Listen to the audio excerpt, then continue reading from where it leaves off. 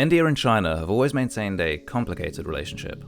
It's a seemingly endless one that goes back centuries, alternating between friendship and adversity, with occasional armed conflicts cropping up from time to time. In more recent times, though, the relationship between the two giants has tended more towards adversity and at times outright hostility and bloodshed. Aside from political differences and economic rivalry, the key to understanding the fractured relationship between India and China lies in the region's geography. You see, both countries share a series of long-standing territorial disputes along their vast and extensive border cleaving through the Himalayas. The region separating India and China here spans over 3,400 kilometers, or 2,000 miles of some of the world's most hostile and extreme geography, through the world's tallest mountains and largest glaciers. Consequently, it's always been tricky to figure out exactly which piece of land belongs to which country, and as a result, the border between India and China has never been properly defined. By far the largest disputed territories are those of Aksai Chin in the northwest Himalayas, and Arunachal Pradesh, known in China as South Tibet. Both sides battled largely over the control of Aksai Chin during the Sino-Indian War of 1962, during which the Indian army suffered a humiliating defeat at the hands of the Chinese. The war has, to this day, been a source of bitterness and rivalry between New Delhi and Beijing. And even now, frequent military standoffs around the border have pushed both sides into a deadly arms race that threatens yet another full-scale war between them. With both sides flexing their military muscle and building infrastructure in the land that each side considers to be theirs.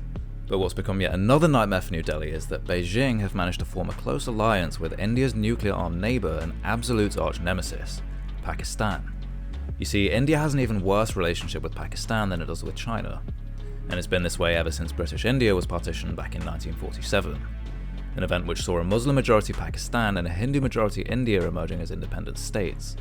The fallout from the partition was nothing short of a bloodbath, and it resulted in one of the ugliest and most violent mass migrations ever seen before in history, one that killed somewhere between 200,000 and 2 million people, with frequent riots, cross-border terror and massacres, and tens of millions more displaced. Both sides have engaged in countless wars and military skirmishes ever since, along with the nuclear arms race that saw India and then Pakistan 2 decades later detonating their own atomic weapons. But one major source of contempt and bitterness that has lingered on ever since the partition is the unresolved situation of Jammu and Kashmir, another disputed territory located more or less at the intersection of the Himalayan and Karakoram mountain ranges. The territory is home to a modest population of about 12 million people, spread across a sizable piece of land that's roughly the same size as Romania. It's claimed by both India and Pakistan, but only partially controlled by both sides, and it's been the subject of countless insurgencies, military struggles, and human rights abuses over the last several decades. You see, when the British departed from India in 1947, the semi-autonomous states in the north of the Indian subcontinent were given the option of either coalescing with India, Pakistan, or pursuing outright independence. Kashmir, a unique Muslim-majority state ruled by a Hindu monarch, or Maharaja, initially pursued independence, but given the religious and ethnic demographics of the states, tribal militias and fighters from both inside Kashmir and neighbouring Pakistan began insurgencies. The ensuing violence prompted the Maharaja to go to India for support, and in exchange for military assistance, both sides agreed that the state would be formally ceded to India. Consequently, the region ended up being split between the smaller territories of Jammu and Kashmir, which are controlled by India, along with Azad Kashmir and Gilgit-Baltistan, territories to the north which are controlled by Pakistan. Today, Kashmir exists as one of the most heavily militarized areas anywhere on the planet, with both sides engaging in a grisly propaganda war, each accusing one another of sponsoring terrorism, extrajudicial killings, torture, and violent crackdowns on freedom of expression. But let's backtrack a little bit. You see, when China invaded and seized the territory of Aksai Chin from India back in 1962, Pakistan, as you might expect given their own relationship with India, recognized Beijing's claims, and a year later in 1963, another territory known as the Shaksgam or Karakoram Valley was also formally ceded to China. Conversely, Beijing opted to mostly support Pakistan's claim to Kashmir. It has never supported India's claims, and it probably never will. In other words, both China and Pakistan recognize that they each share the common goal of fending off India, and both countries have since forged a close relationship that extends far beyond just Kashmir and out into broader geopolitics. It's an alliance more commonly known as the China-Pakistan axis, and it's described by both sides as being higher than mountains, deeper than oceans, sweeter than honey, and stronger than steel. For Pakistan, China acts as a reliable and formidable ally against its neighbour and arch-nemesis, India. And over the last few decades, China has poured billions into building up Pakistan's military capabilities as a counterweight against India. Beijing supplied Pakistan with numerous state-of-the-art fighter aircraft equipped with modern advanced weaponry, surface-to-air missile systems, frigates, drones, and most recently a series of brand new Hangar-class submarines to further aid Pakistan's naval capabilities, taking relations between the two sides quite literally deeper than oceans. But at the heart of the alliance lies a flagship $62 billion mega-project that's become China's single largest investment in a foreign country ever since its Belt and Road Initiative was announced in 2012. The project, dubbed the China-Pakistan Economic Corridor, or CPEC, includes a deep-water port at the coastal city of Gwadar, and the construction of dozens of highways, railways and pipelines starting from the port, leading up through Pakistan's territory to the city of Kashmir in China's Xinjiang province. If successful, the project will allow China to redirect a large portion of its critically important energy imports away from the Strait of Malacca, one of China's greatest geopolitical vulnerabilities that the US and its allies threaten as leverage against it. You see, the Strait of Malacca represents the quickest available maritime route between the Chinese coastline and the oil-rich Arab states around the Persian Gulf. The strait therefore acts as China's most critical energy lifeline through which some 60% of China's entire energy supply runs through.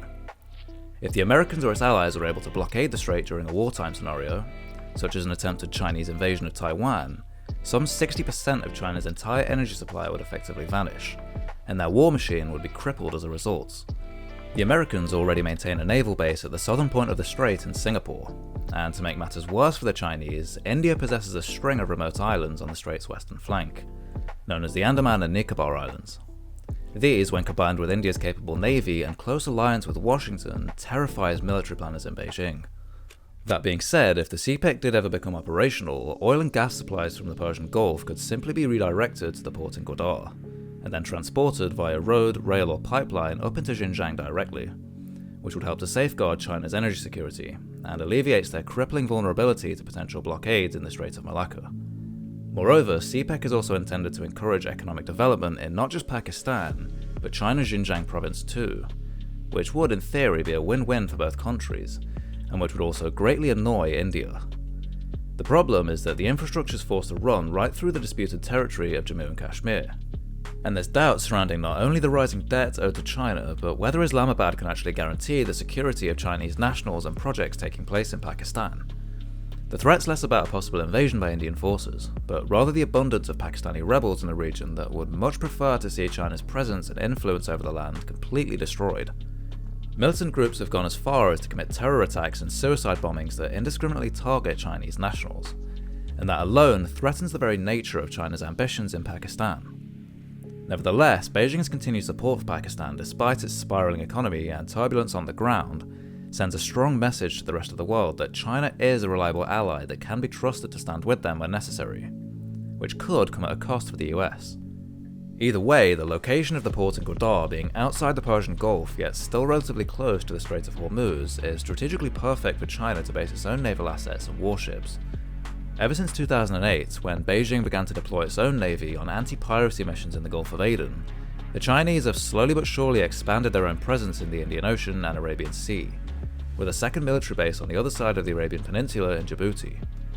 Like many other countries in the region, China's energy security is highly dependent on what happens in the Persian Gulf, with Iran and Saudi Arabia being key suppliers of oil to China.